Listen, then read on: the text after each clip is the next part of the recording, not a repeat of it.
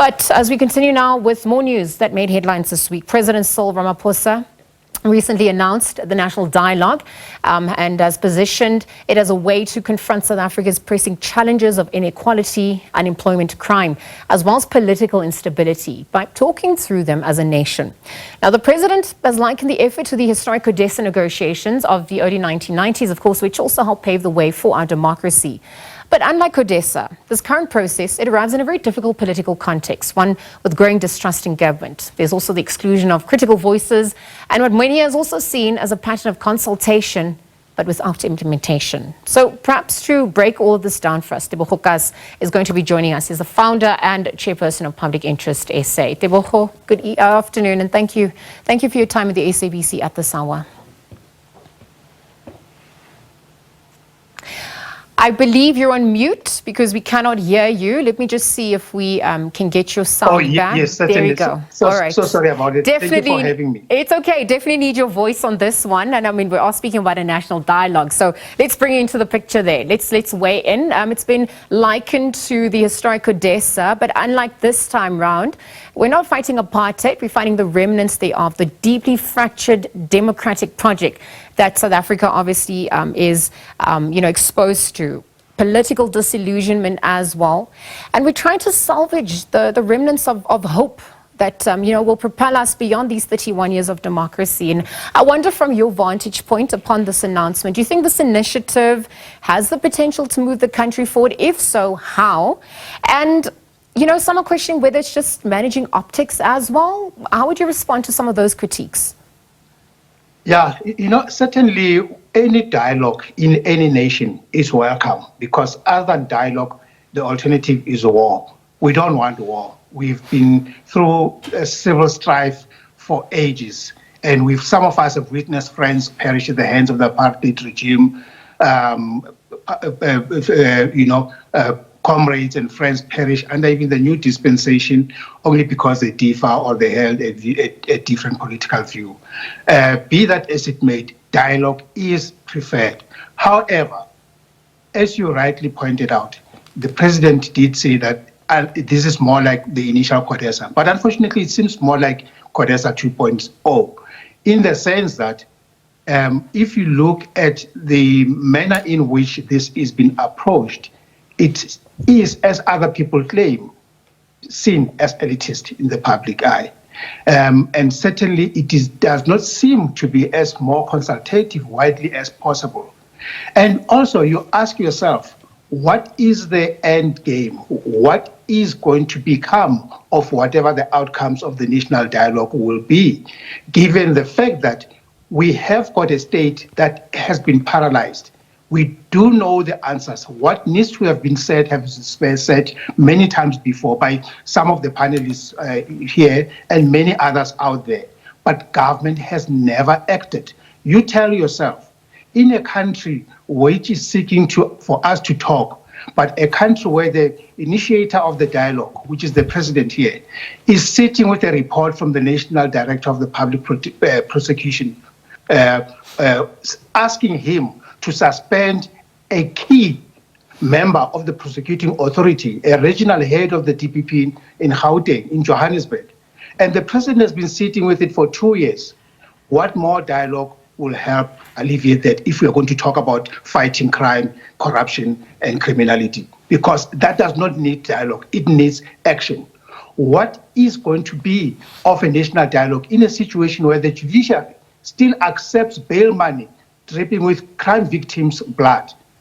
Is that going to need a dialogue to talk about it, or for the court to do something? Because we see with impunity criminals still going back to the society, doing what they do best, which is to harm society. We've got corporates still harming individuals.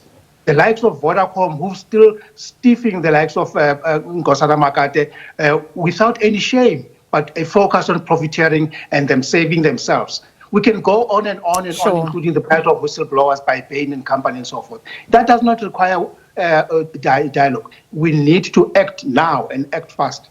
Because there have been criticisms about, the levels or the number of commissions and omissions. And to your point, there has been questions about whether this is an attempt strategically to deflect responsibility, perhaps also just frame political failure 31 years into our own democracy. But, other issues or concerns that have come to the fore is beyond the timing of this, who's been left out by all of this. And even if we're looking at the 32 eminent persons group that had been announced, yes, they're all captains of industry. You've got different sectors reflected, but some of the view that grassroots levels, ordinary individuals, have been left out of this conversation. What should be done? Sorry if I may chip in. Sorry. If still on that point about the 32 eminent persons group, and we have individuals of impeccable credentials on there. I mean, we've got respect for all of them.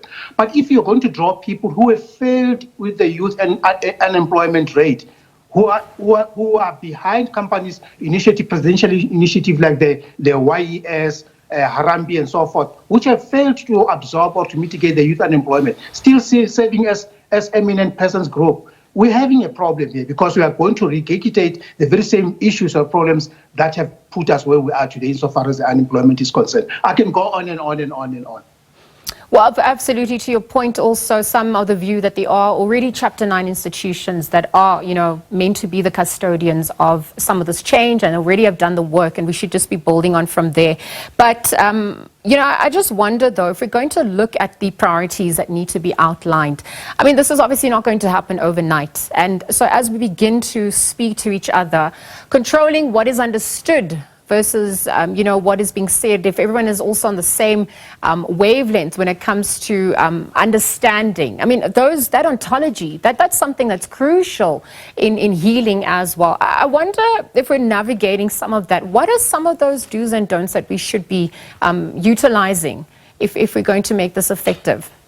What I believe is we shouldn't be putting together an echo chamber, which is what I believe the president has done here. We've got people who will be more malleable and very sensible with each other. We don't have people who we need to put together in the same room, people who don't necessarily agree on everything. I don't see Operation Dudula nowhere anywhere near being called here. We don't see people who hold different views which may need to be close. I may not like the politics of AfriForum, but we don't see them here. We don't hear their views. Why is it that they're doing the things that they're doing that is putting us back? Maybe they're still going to be invited, but certainly they are not, invited as we sit here. And we are going to have to ask difficult questions and say, the president, are you doing this just because you just want to bide your time? You know that in 2-3 years' time you'll be out, and a report from the eminent persons group from the national dialogue may not still be processed. And you'll be on your way out and waving into the sunset. And what's going to become of the problems that beset in society as we speak today? Yeah, absolutely, because, it needs to be beyond symbolism as well. Again, to your point, making it inclusive, having voices that agree to disagree as well, and making sure that everyone is represented. Tebogo, many more questions and answers at this point, but I want to thank you for weighing in at this hour. Of course, the conversation continues as we build up to, some of the task teams that also have been assigned and really how this is going to be implemented. Thank you for joining us at this hour. Tebogo Khaas there, of course, a public interest essay there. Just weighing in following the president's announcement of the national dialogue.